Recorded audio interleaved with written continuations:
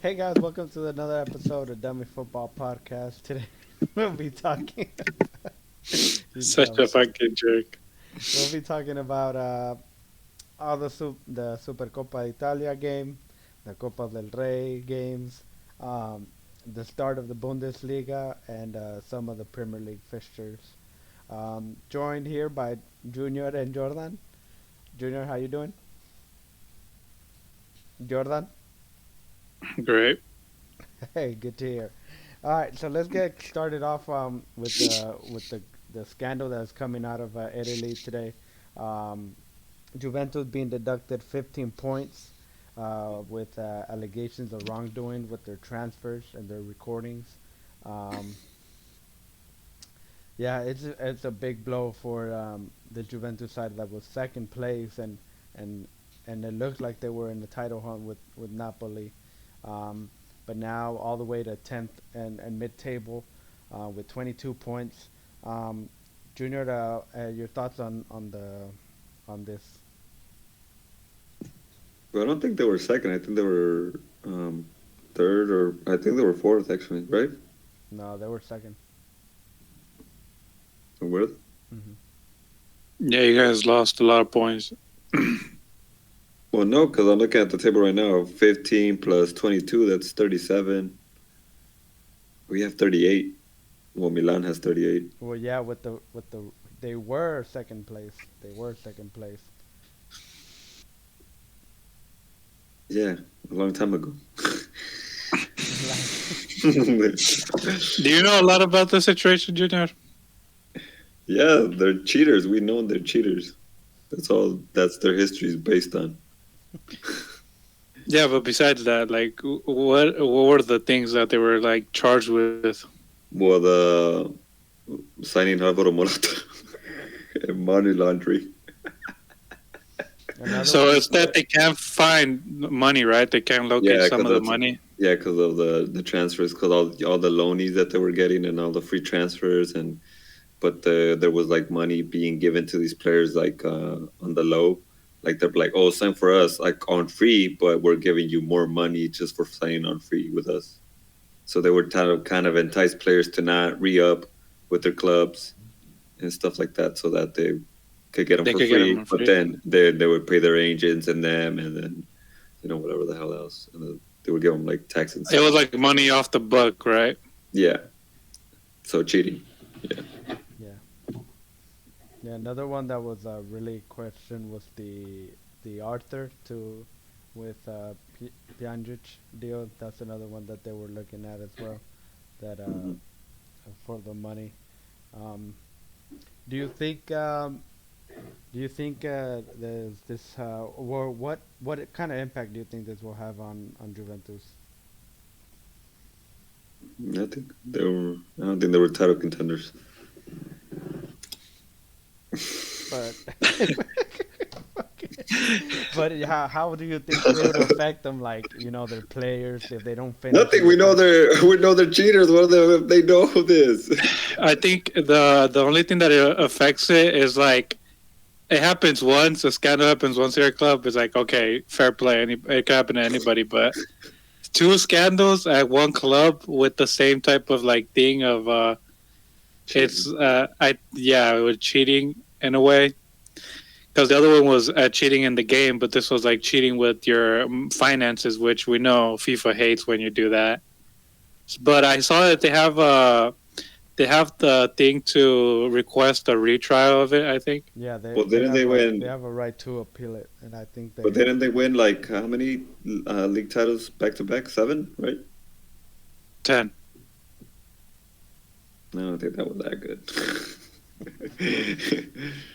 But Yeah, it yeah, was something 10. like that. But it was like during that time. Remember how many free transfers they were getting during that time? yeah. Well, they They got were the Pirlo on the they were free, yeah, Pogba they on were the the kings free, of free transfers. Yeah, so Bonucci on the free. yeah, that's Yeah, what I mean. Like all those titles are tainted, like always. yeah. I mean, I don't You trust know, players I anymore can't that wait don't to see trust. the documentary in a couple of years from now about what happened because I think that it shines a light more to it. Yeah, it's kind of a little bit like it Well, the reminds me. I thing don't know. the the thing that I'm looking at is obviously it's a bad scandal for Italian football when when you were just repairing those kind of the looks that they were given, when the calciopoli happened and everything like that, and it was starting to be it wasn't getting to the glory days or where they're like one of the best leagues, but it was starting to slowly get there, and so I feel like this taints the league in a way. But also, what I'm interested to look is how these high earners in the club and Juventus affect them financially if they're not able to get a European spot. I feel like a lot of these, well, Juventus is going to have to move some of their high earners just to be able to afford to pay their wages and stuff like that, and their staff and their coaching and all that. So I feel like that's something that we should keep an eye on out on how it affects them, of if those 15 points does affect them achieving the European spot. Well, I don't think it's gonna be on that. I think it's like they have a contract. They would be more like if the players want to stay and not play Champions League, like like the Well, I mean what's the they're Serbian already striker? they're already in financial trouble, and without no Champions League money or anything like that, because they were in the top four when before any of this. So they could have at least looked. They're like, well, we'll get Champions League, and then we'll offload some players and try to straighten our books. But now it puts more pressure on them. Go I mean, ahead, they're Well, Nico. probably just gonna they're still in the Coppa Italia too, so no, you but could get some money from that. But I think you are right that some players are gonna leave. Especially, it reminds me when Ibrahimovic was with them with that season that scandal happened, and then the next season he left because it puts a bad look on the player too. Even though I don't think this will put a bad look on the player, I guess it'll mostly put a bad look on the agents for accepting that type of deal. Or like, oh, we'll get some money later on. I think it doesn't affect Italian football because you've seen how great these teams are, especially with AC Milan and Inter being the ones that have won the last two Serie A's, and everybody knows the Serie A is better when those two teams are fighting for the top, especially with Napoli, how good they have been in the Champions League. I think it's just exposing the issues that Juventus have had ever since losing the Serie A. and it's also because Juventus is one of the few teams that owns their stadium, so that's why I say like it's not really gonna affect them because they actually make a lot of money with the entrance. Like it's not like the Milan and the Inter that they have to split it Right, with the county or the country. They have to pay the mayor who owns the stadium, right. and you know that's why they've been trying to build the stadium, but it's just so hard getting them to the city to try to like work something with them because they know they'd be losing a lot of money if they Right. leave. Any final thoughts, Junior? Yeah, Juventus sucks. This old lady. It's kind of funny that an old lady was giving money to some people under the rug. Kind of reminds me when your grandma would give you a gift, and then she has some money on the Christmas on the birthday card, and it's like, oh, don't tell your parents. I think they should have gotten more points deducted. Honestly, it's crazy that they're only getting 50. Yeah, obviously. They Yeah. should just take away their titles again. That would have been more fun.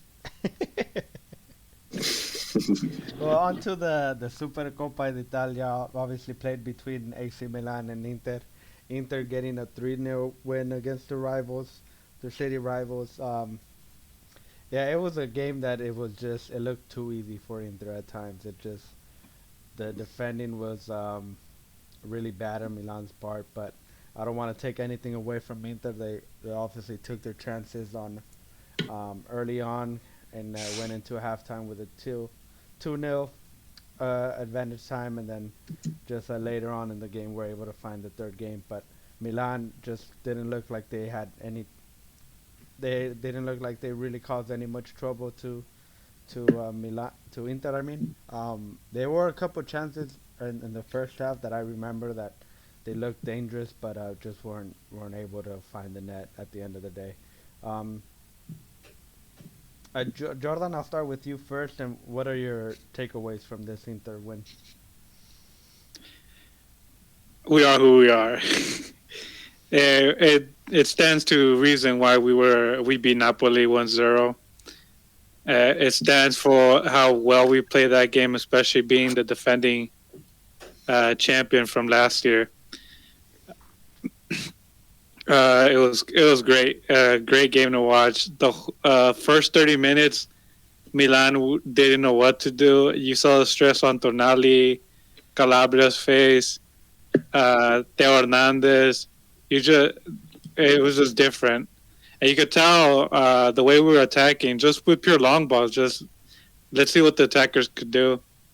Dzeko playing a fantastic 1-2 with Barella, who leads with Barella to assist Di Marco on a ball where the goalie was very close, but we could see well how Milan need a goalie. He was close to the shots. It's just that Mike Mignon is a different player, you know. But still excited to get the win. At halftime, this was a game where I was like, yeah, well, we should score one more. Because just to rub it down on AC Milan's face, just to score one more and get the humiliation. The shots that they had were like long-range shots, but Onana just played amazing. We could see why he took over Handanovic's spot. But I also liked at the end with the trophy celebration that they gave Handanovic the armband Skriniar so he could lift the trophy. That was a great moment, but it just seemed like AC Milan were never really focused in the game.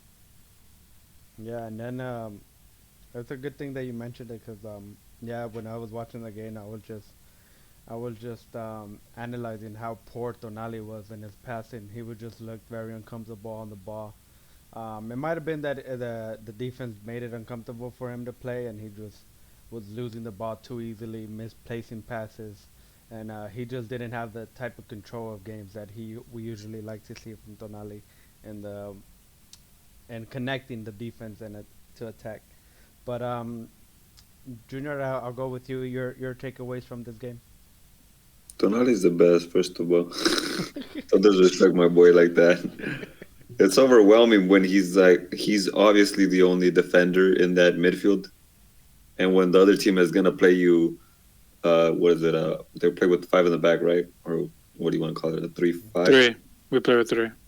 Yeah, but used to have your wing backs Yeah. and the midfield, and then you have three players in the midfield. So he was the only one that's going to defend. Obviously, he's going to be overwhelmed. He's going to misplace passes, but he was the only one that seemed that was trying, except from Ben Nasser, that was trying to be more forward. They weren't going to get much done with Brahim Diaz and Macias. Like Macias had a little spark of a moment, and then his moment's gone. He doesn't create much for Milan. Brahim Diaz is the fact that he has number 10 is appalling. Like this is for great players. What are you doing with this number? It's still like, why is he in this team? Like. And then the fact that Pioli tried to play with four in the back when he knew that that he was going to face a team with three in the back, I think it was a mistake in not putting, like I said, more type of midfielders. Because at the end of the day, like all the players I just mentioned, they're attacking. So it's just Tonali and Benasser from once in a time. Mm-hmm. What are you doing, my guy? So put more defenders if you're gonna try, if you're just gonna have two midfielders like that. Right. And take away Messias or, Brahim Diaz. Brahim Diaz didn't create much of anything. Like Giroud, like didn't get much of assists or anything. Like, Giroud, if he has the one ball in the area, he's gonna try to get it on target, and he'll probably make a goal. He'll make something out of nothing. Yeah. But if you're not getting that, then how are you gonna win or make a goal or put yourself in the? And it's just, like I said, it's just one game. It's not a league. It's not another day to look forward. It's like, that's it. You lost. Mm-hmm. Game over. Yeah. So it was lost in all kinds of areas. And the fact that, also, the players making mistakes of that overwhelmingness. Tomori looked like he's never defended in his life. Like, how are you going to let a player go through you? Yeah, Lautaro Martinez just bodying him off the ball, dude. He didn't even body him. He just like ran past him. I was like, what?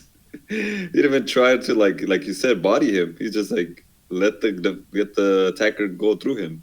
Yeah. Was this Kajura's first game back? I think he had some minutes, but I think this is That the was his first game first game starting. back as a starter. Yeah. Yeah, Yeah, there was weird. that's why I wanted. That's why I said like if they had played with three in the back, I think this would have been a different scenario. Yeah. But that's a what if, obviously. I think still, regardless, they would have lost, but it wasn't. It wouldn't have been a pounding, a 3-0. Pause. Yeah, it was just really disappointing to see from Milana get let a derby get away from them like this. Usually when as long as you can lose a derby, but not the way that they did. And I think that's one of the biggest things that I take away from this team. But Inter look in poised position to kind of fight for challenge, be one of the challengers to Napoli. Um, Currently sitting in second place, so hopefully, we do see a little bit of a fight with Inter and Napoli as well. But They're in third place. what? Inter's in third place. Oh, I thought they were second place. Milan is second. Oh, well, what's it called? We're coming. um, Hopefully there is a title fight in there, and hopefully they can keep it up and make the Serie A little bit more interesting. Um, well, on to our next game between Leipzig and Bayern. It was a 1-1 sharing of points between the two German teams on their first game back from their winter break. Which was a long time. I think it was almost a month, right? Yeah, it's almost been a month since. Since November 13, I think. Yeah. Yeah, but made fun of the World Cup. Yeah. Yeah. Sorry. Yeah, it was a 1-1 draw, shared points.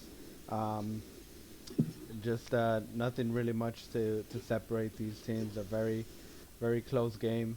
Both teams had their chances, just wasn't able to convert any of them, and just a show of how much tighter the Bundesliga has become this season.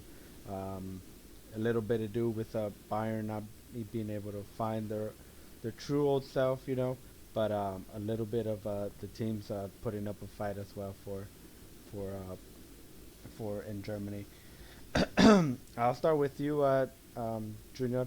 Um, we still see some of the same issues that Bayern have. Should Bayern still be worried? What's that issue you're talking about?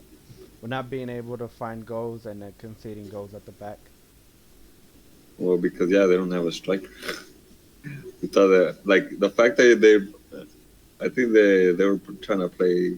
I mean that they bought Mane and then like they're not using him as some type of center forward. Like what was the point of that then?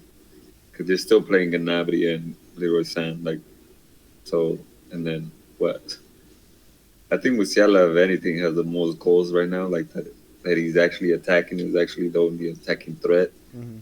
Even though the Choupo-Moting scored, like it's just it's one of those.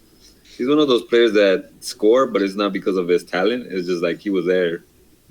He was there. Like he's gotta like somehow he's gonna make a goal out of those chances. Like a Chicharito. Yeah, Exactly.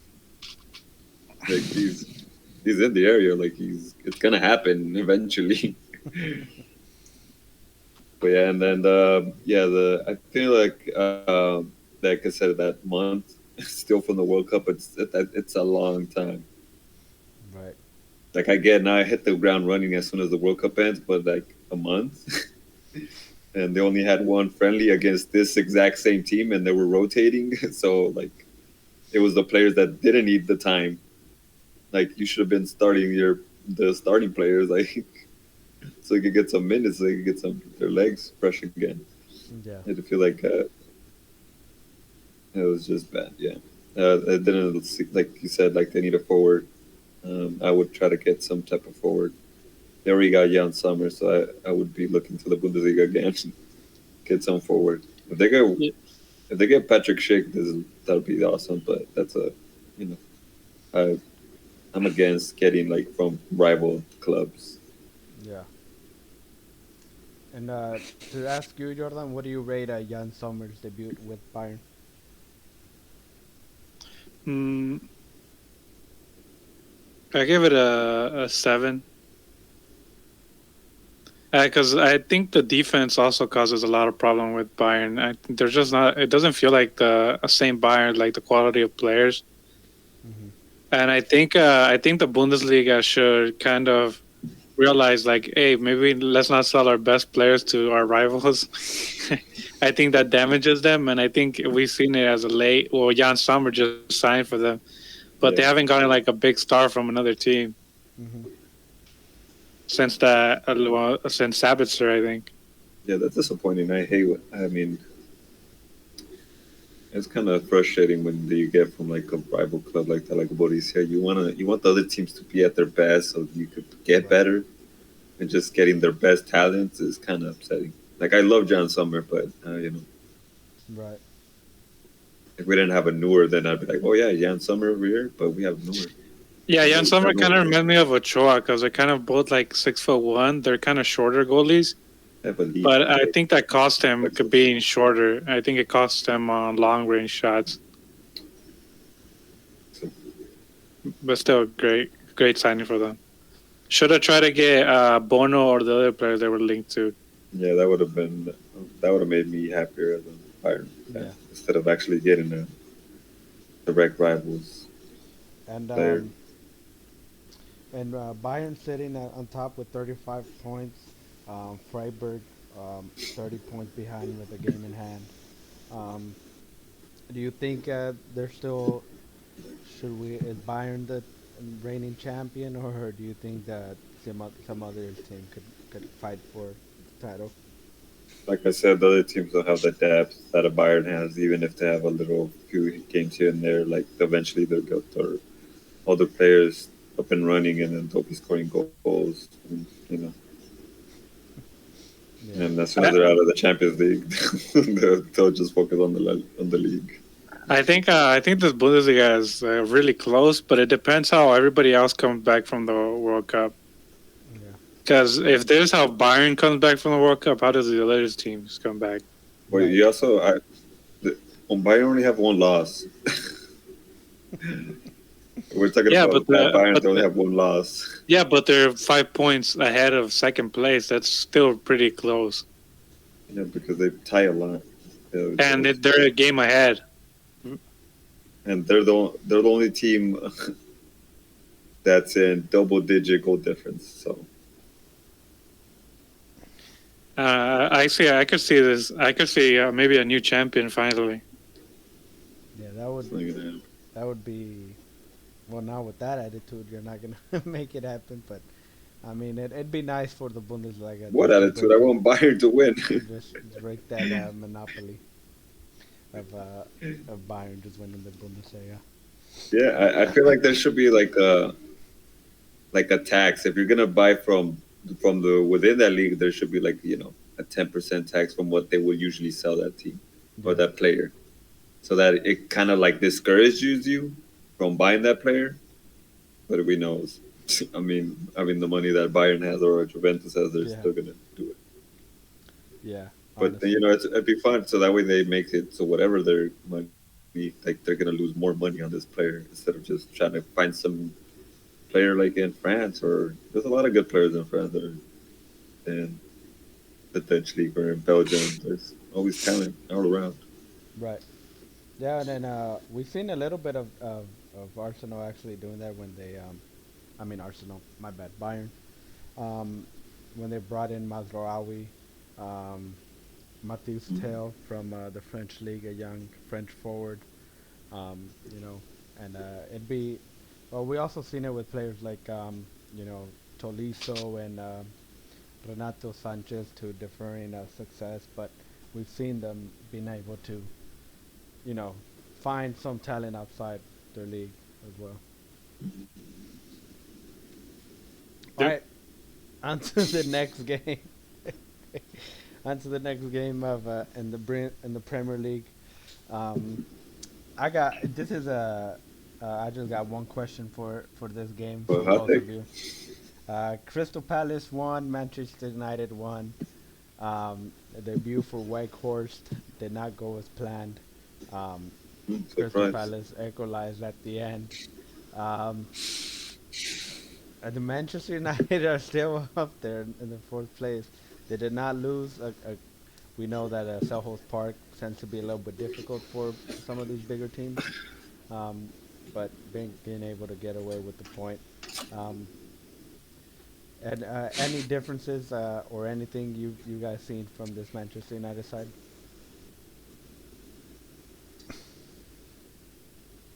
You also did say. I still don't think they're a good enough team. I think it's a lot of smoke. You can see it. They're like a game before this, they were talking about how good of a teammates they are. Like, oh, we feel like a team. There's a team, and then you see videos of them just discussing like really like dumb things. Like he just passed it too long. And he's like, and he was mad. It just happens. Bruno Fernandez, right? Yeah. Jordan? The free kick was the takeaway for me. That was an amazing free kick. Oh yeah. Yeah. Olis, come to Arsenal maybe. Maybe Patrick Vieira give us a deal. But also the other takeaway is Casemiro getting suspended for the next game against Arsenal. I think that's a pretty big deal, Yeah. especially because it's first and third, right? Yes. Where's the third one? First and third place. Yeah. Oh. So it's going to be a huge game for Manchester United, especially because they need to try to stay in Champions League to sell for a Yeah, good price. Mm-hmm. So we'll see how that goes. Yeah. Yeah. Also, Chris Richards starting after being injured for 6 months was pretty nice to see him out there. Yeah, starting. He did make some mistakes, but it's you kind of find it's you're so young. It's kind of, and like I said, defending now it's way different than back in the day. Now I think it's he's loaned from Bayern, isn't he? Yeah. Um, No, Hoffenheim. isn't it Hoffenheim? Yeah, Hoffenheim. Yeah, Hoffenheim bottom. Oh yeah, they bought him and then he's loaned. Yeah. Great player. Yeah. And a young player still, and it's a tough match to come back in the Manchester United game, But hopefully he keeps them improving. The next game is the Manchester City versus Tottenham game, a 4-2 win for the Citizens. Had to come back in this game. They were 2-0 down at halftime, which if if you've seen the game, you wonder how the hell are we down 2-0 in the first half. It was just it was really like out of nowhere The guys suck. where Tottenham got these two goals. Did you guys? When did they score the goals? Was it right before they went to halftime? Right. It was like the Yeah. 45th, and then the extra time of the first half. To you, because I didn't watch the game. Did it seem like those goals were like from the players like getting ready to go into the dressing room? Well, that's what I was gonna say. It felt like it was just. Well, the first one was a mistake from Ederson, and then Surprise. the second one was I think it was a ball in the area, and then like Ederson they like headed away, and then Emerson got the rebound and headed it back in. So I think it Alright. was just a lack of concentration by Ederson in the first goal, and then the second half where on the defense as well just weren't really reactive to that rebound. But yeah, it was. I mean, if you go back and watch the game, it was City were had the clear chances Thanks. in the first half, and should have been up in the first half, but somehow, not somehow. Ederson cost us a mistake in the back. Tried to play with Rodri when he has a man behind, and Rodri tries to push it out, but the defenders, the attackers, able to get the ball and score. and then the second half it just the second goal. I mean, it was just a mistake from a mistake from the defense, just really not being able to pounce on the ball hard enough. And then the second half, it was all City. Got the goal in the 55th minute, I believe, if I remember correctly, It was 51. at 51. Um, and they were just able to bounce back real quick and real succession time, just being able to turn around the result, um, which you like to see, but it's just this is how if Tottenham were a really good team, this is a team that City don't come back and win, but they were able to do it. It was just it was just this is I had faith in City because I know that City can go through a bad spell in the first half, but somehow in the second half of the season they kind of like it all starts clicking together and they go on a big run of winning games, and that's how they you end up, fighting in the for the title at the end. But has been really worrying because it seems like every game is just like a lack of concentration in the defense. And Pep Guardiola came out and said that he is, himself has seen it, that he thinks his players are are not passionate enough, that they don't have the drive, that they're losing some of that. So I share some of the things that Guardiola has said, that it is worrying when your team in the last minutes of the first half aren't able to concentrate and get into the halftime with 0-0. So I do agree with that. It is a good win, but again, it leaves a sour taste in your mouth, seeing how your team had to react instead of being proactive and starting from the first minute on the front foot and being able to suffocate the opponent. But that was my little rant. But I'll start with you, Jordan. Also, Um, I'll let you talk. I'll talk a little bit about the Spurs and how they bottled this. What are your takeaways? Spurs being Spurs. That's all I can say. I didn't watch the game, but you see the scoreline in the first half, and you're like 2-0. They must be playing really good.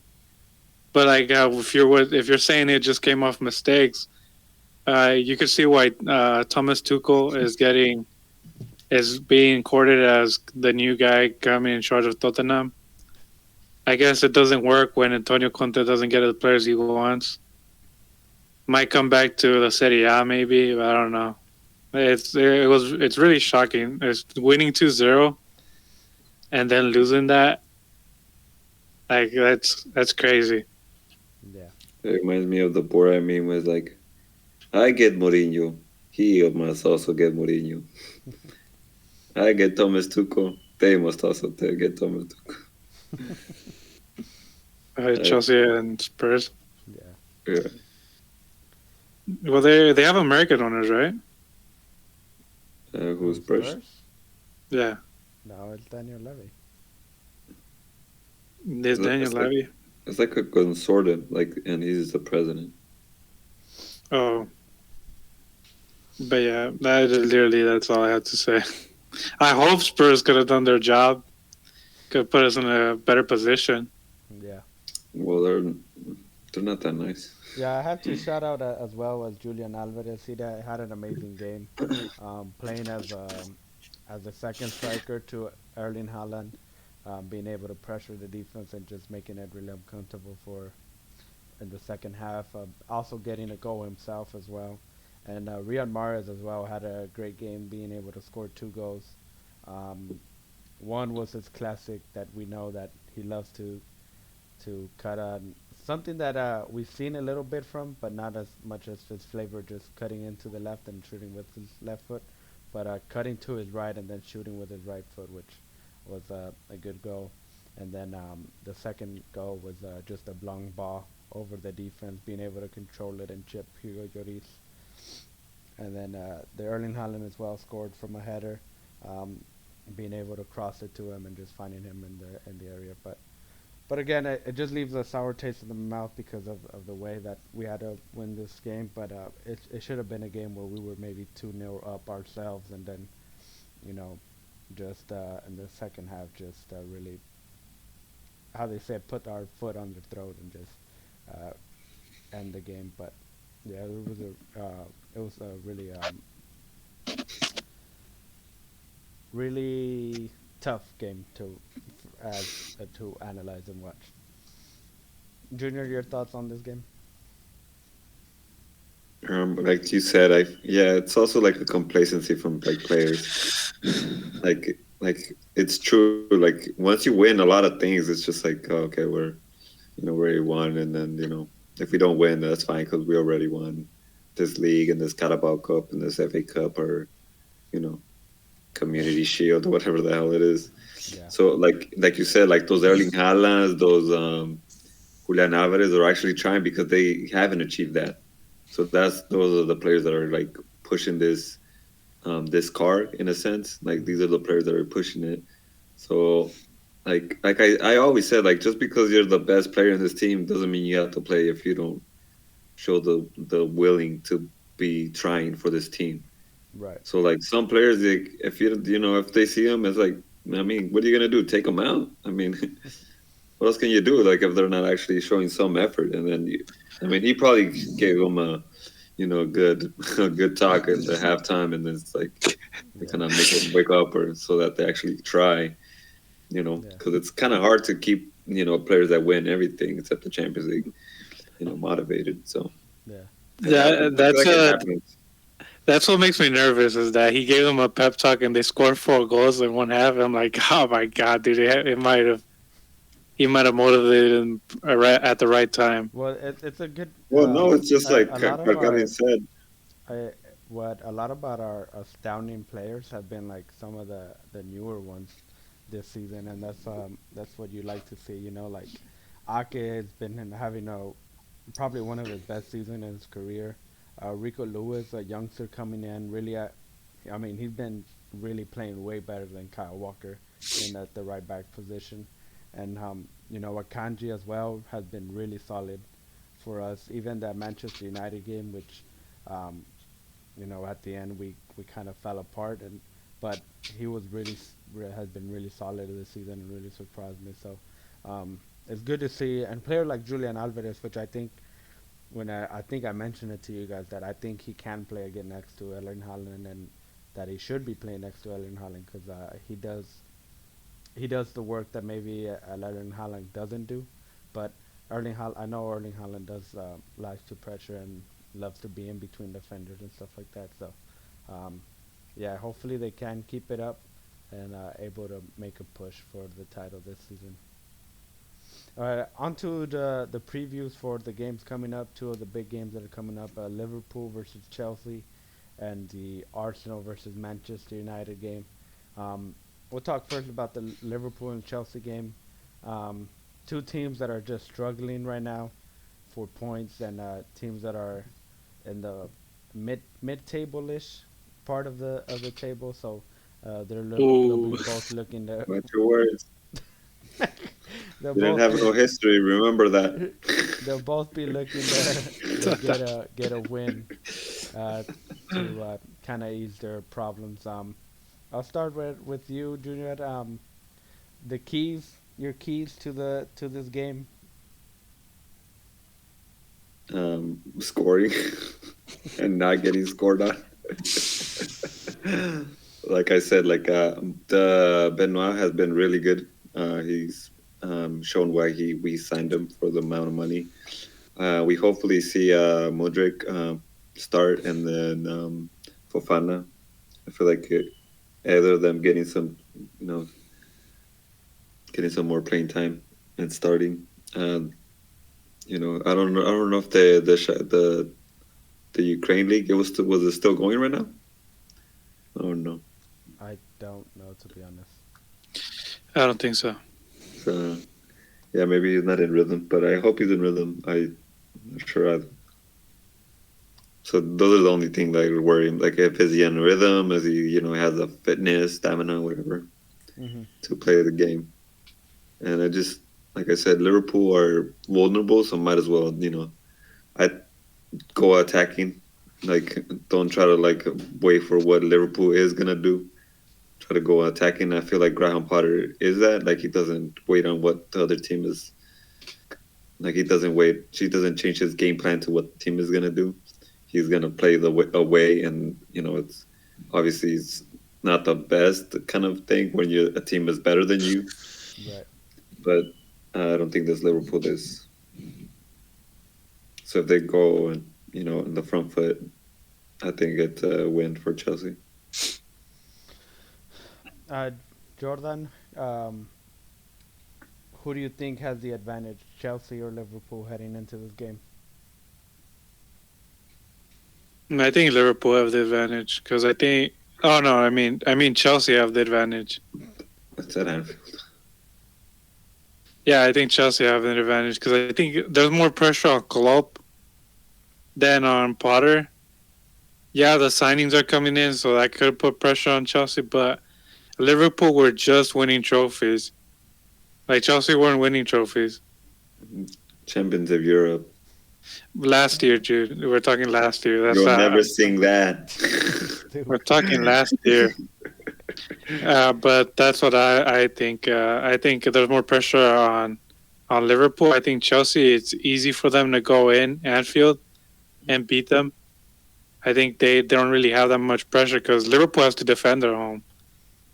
But it'll be a fun game to watch, for sure. Your predicted scoreline? 3-1. To who? Chelsea or Liverpool?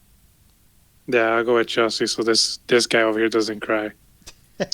Never cried in my life. You've never seen that. Junior, your predicted lineup. Predicted lineup? Predicted scoreline, my bad. 2-1. I like the lineup. Ooh. I think he will. I think he will come up with a back four. Back four, 2-3-1. Yeah. So he will play, which I like that formation.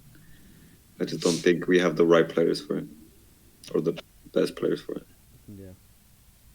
But on to the Arsenal versus Manchester United. Jordan was mentioning a little bit about it. Casemiro not being able to play this game, and we've seen how important Casemiro is for these big games. First versus third, where Manchester United did beat them at home, but away it's going to be a different type of game. Arsenal will be more up for it. Will be in front of their fans, so they'll be looking to get the advantage early and put United against the sword. Jordan, your keys for this game? It's gonna be Odegaard, just playing at his best. I think Saka needs to play better, especially being on the wing, going against Luke Shaw, his national teammate. But it's a game we have to win. We can't go off and get 1 point. I think we need to really get this win because we did so bad that last game. And I think we got Mikel Arteta and the guys in the locker room want to make up for it. Because that was, if you would watch that game, you would have said Arsenal should have won that. But just Anthony scoring on his debut at their home, I think this is an Arsenal's game that it could be a game that we look back at. Oh, remember when they played the first against third and that kind of sealed something. Mm-hmm. Or kind of sealed so-and-so's fate. Mm-hmm. It's a big game for Manchester United too, coming to Arsenal, and it could put another rose to Ten Hag's career as a coach in his first Premier League season, getting another win against a top 6 team. But I think Arsenal will be motivated for this. Junior, who do you 3-1 scoreline, Arsenal. 3-1 Arsenal? Yeah, 3-1 to the Arsenal. Well, I wasn't going to ask for that yet, but thank you for giving me your predicted scoreline. Oh, another thing I was going to say was that, frick, what's the thing? Yeah, because I just forgot. This trash-ass team. So dumb. What was the thing I was going to say?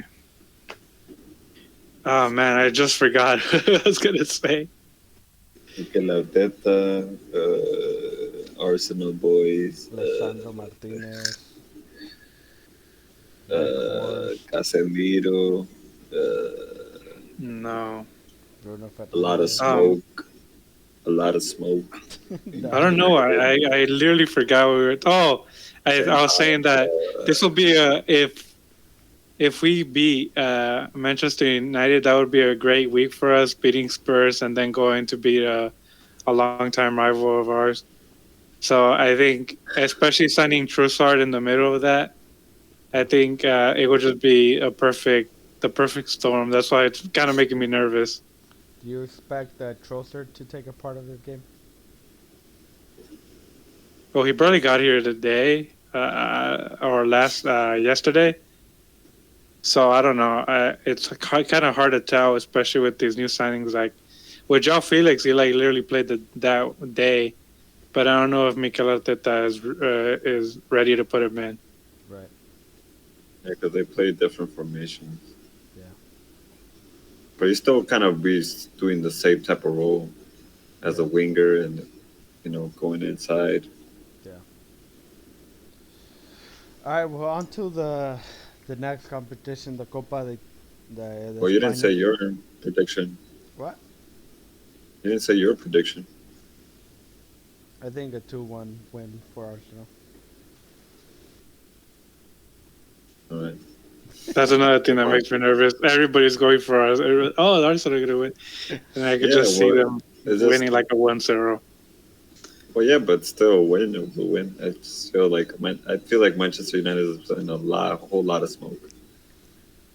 Well, I think. And they Oh, just so you're get saying I calls, think that, and they just get calls on their. not being available for this match is going to be very crucial to Arsenal. Yeah. And a weakness that you say Arsenal there's a should be smoke able to screen, Junior? exploit, especially because of their midfield. The what? Arsenal's midfielder right now. I said what? You're saying that there's a smoke screen with Eric Ten Hag?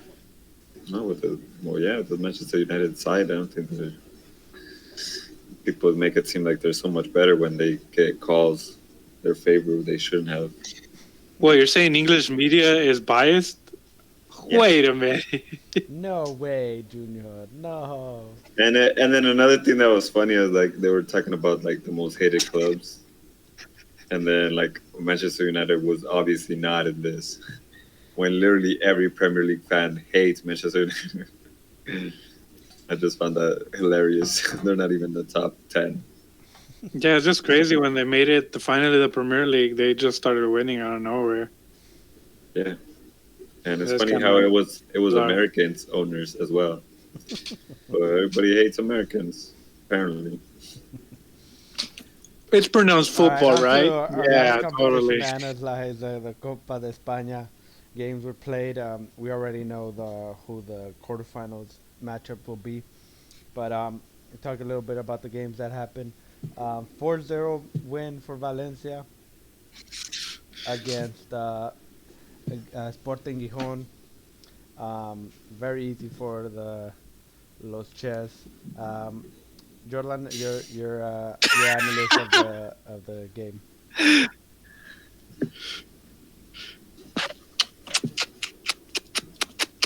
That's all I gotta say. Just All kidding. right, I'm a skip that. All right, our next game. It was a really big game playing in El Molinón. Sporting Gijón, a very old team in Spain, a very established club, just didn't seem like themselves. 0 shots on target out of 6 shots that they took. Kluivert playing amazing. Cavani getting 2 goals. Hugo Duro getting an assist with to Samuelino, who was loaned to us from Atletico de Madrid. I would love to see if we signed that guy. I don't know if there's a buy option for that, but just amazing how they were playing. Kluivert, another guy that's loaned to us from Roma, but just a great style of play.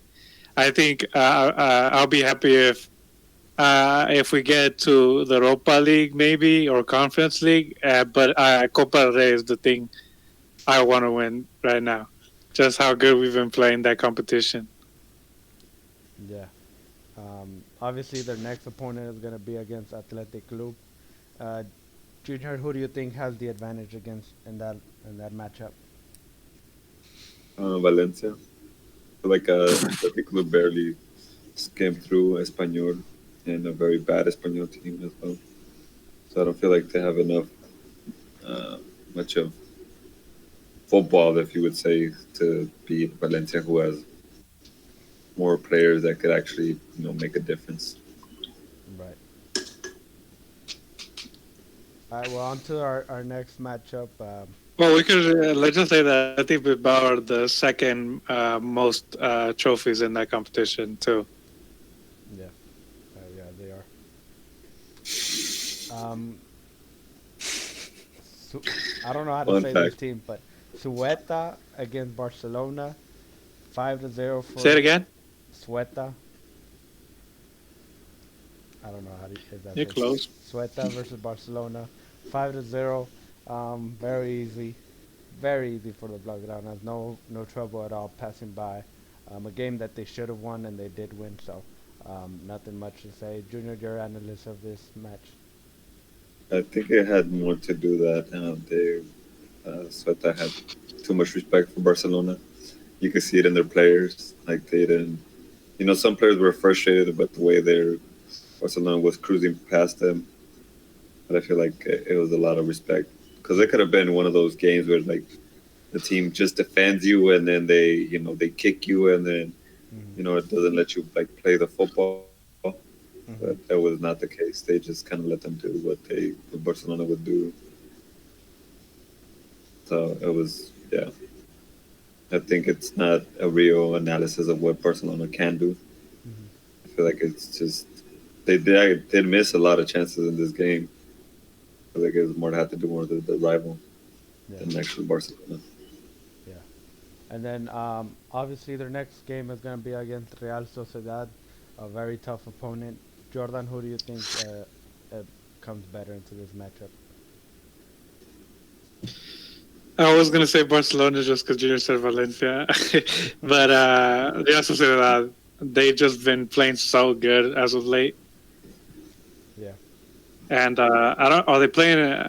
Whose stadium are they playing? Is Rest at home or is it the Camp Nou? Yeah, I Well, think it's it's two legs, right? Atletico. Isn't it two legs? I don't Is know. it? I I could think be it's just wrong. one. No, it's just I one. think My bad. it's Yeah. I think it's the It's in semifinal. They start doing two it's in El legs. Camp Nou. Oof, that's gonna be a tough game, but a Spotify winnable capital. game. Spotify It's a Camp Nou. winnable game for Real Sociedad. Not that money. I could see Real Sociedad winning this, but it could honestly. I don't know what Barcelona could turn up. Could it be Barcelona against Real Madrid, or could it be Barcelona against Espanyol?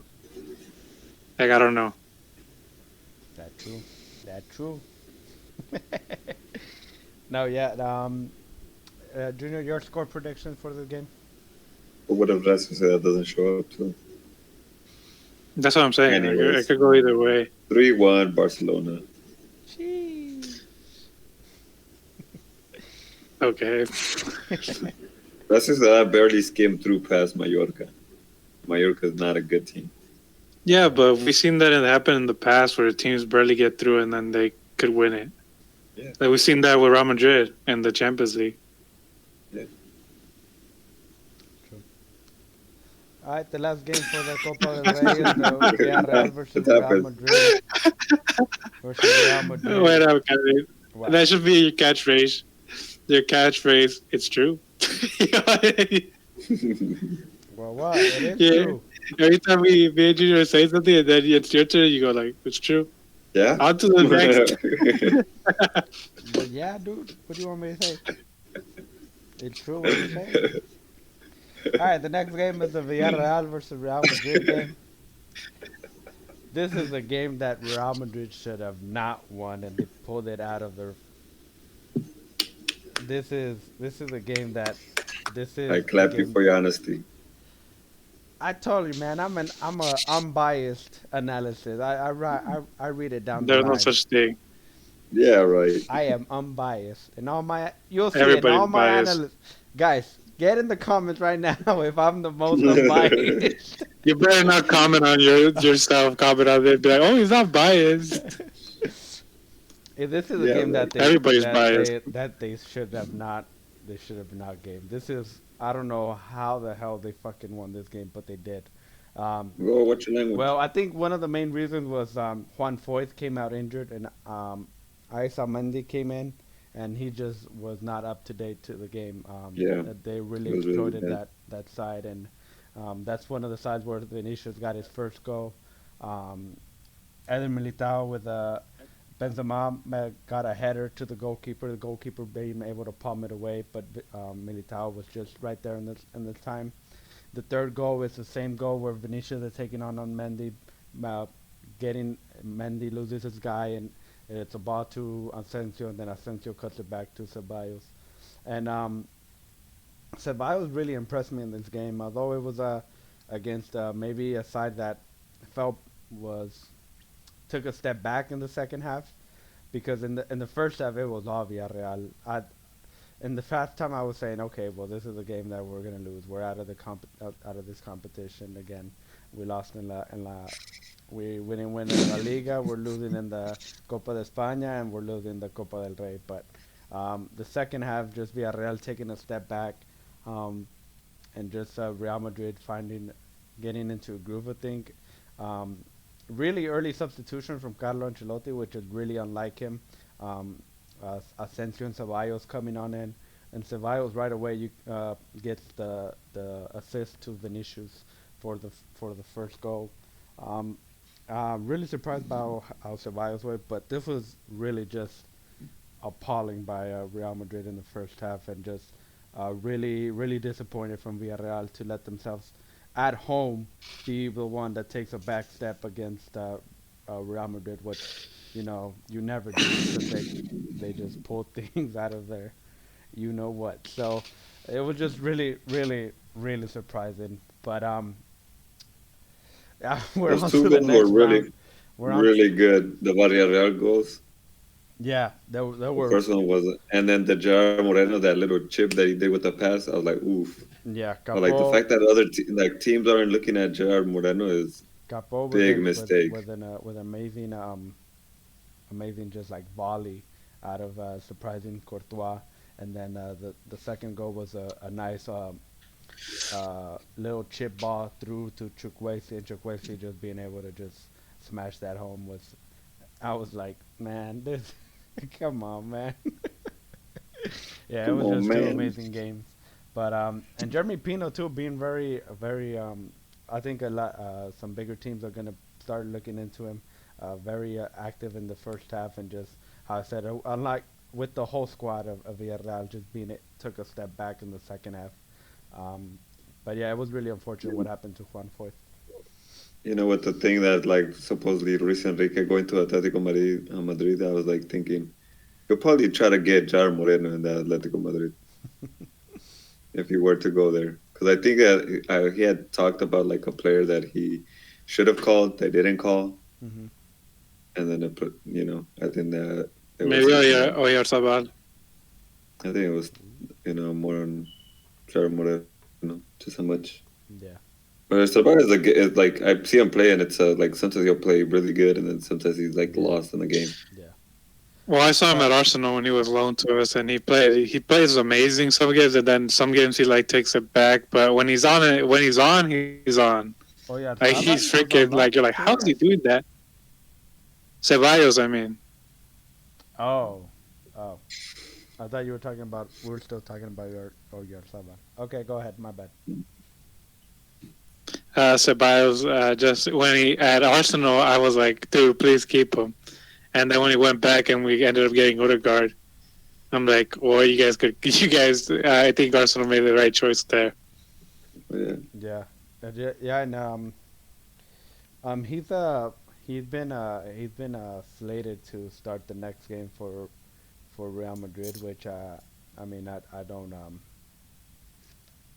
I do not hate at all. I think he should, because he played a really outstanding game. He got an assist and a goal, so I feel like he She switched up Ceballos to was a Betis guy, right? yes. He used to play like on the wings, didn't he? Yeah, he used to play like on the left wing, then attacking midfielder, center mid. He was very versatile. It's crazy because like I don't know, he just moves quick, and you're like, how is this guy doing this? He kind of reminds me of Sergio Busquets, where he's like really skinny, and you're like, how is he getting botting someone? Yeah, Don't compare a legend to this. Nobody. I know. I'm just saying a little bit of his game, dude. Calm down. well, his next game is their next game is against in the Copa del Rey is gonna against Atletico Madrid. Um, it's at the Santiago Bernabeu, so it's as I said it's a derby, so it could go either way. Atletico Madrid not really like firing in all cylinders and amazing anybody, so this is a game that maybe could be Real Madrid could get a little bit out of it, but again they are home, so it is a derby, so they'll be up for it. Um, Junior, your predictions for the scoreline? Atletico Madrid 7, Real Madrid 0. No, I feel like somehow Atletico Madrid kind of like will pulls through with Real Madrid, and they sometimes they upset them in like the weirdest of occasions. Yeah. I think this might be one of them. I mean, you guys know you guys don't even win the Copa del Rey. You guys don't care, so who cares if you guys lose? Honestly. Yeah. It could be a game where, like Villarreal, you have a lead on them. But I think, like I was saying again, of the Inter Milan versus AC Milan, another like a 3 goals on a team, it kind of deflates you. So I think that's where Villarreal went wrong, where they kind of laid back on the 2 goals. But like, it's Real Madrid. Like, I don't know why the hell didn't they step on the gas and go full throttle. But it is a Copa del Rey, so you want to save those players for the league, which I think it would be. I think Simeone is going for the Copa del Rey to at least get a trophy in his last season. So it could be a very intense game. I think I see like maybe a 2-1 Atletico Madrid. Yeah, I'll go for a 1-0 win for Real Madrid. I don't think Real Madrid has clipped a clean sheet in the last 4 games. Yeah, but man can dream. Well, it was the first time we won in La Ceramica since 2017, so that's another one that got another one of those ratchets that got broken. Mm-hmm. Well, it's a Copa del Rey, different competition, But we haven't won there since 2017. It's not just La Liga. Yeah, but it's a different competition, They It's played not their La strongest. Liga. They're one of their Try strongest teams. to do it in La Liga. All right, well, that concludes our episode for today. Thank you guys for watching. You don't want to do a bit of time wasting? Please like and subscribe. Hit the bell notification to get notified for when our next episode gets uploaded. Junior, anything to say before we end today's episode? Let me just check the women's score because they were 2 up. I think they're At halftime. It's 5-0. It ended 5-0. The U.S. Name the scores. Name the what? Who scored? I'm not sure what her name is, but Hatch and Rose Lavelle. She scored 2 of them. Mallory Swanson and Taylor Korniak, I think her name is. Yeah. So a defender, midfielder, and our strikers scored. Only the goalie was left to get on the score sheet. For the win. What? Jordan, anything you want to say before we end the episode today? What'd you say before that? Junior was asking what you said. I said about what? Calvin, you said something, but you cut out. Calvin or me? Yeah, you cut out. I didn't hear you. Yeah, you did say something. I couldn't hear you. That was like. I said something? When Junior talked about the U.S. women's.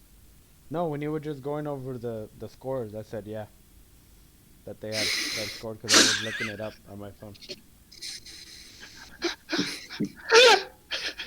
Just ended it. Okay. All right, thank you guys for watching. See you guys next time.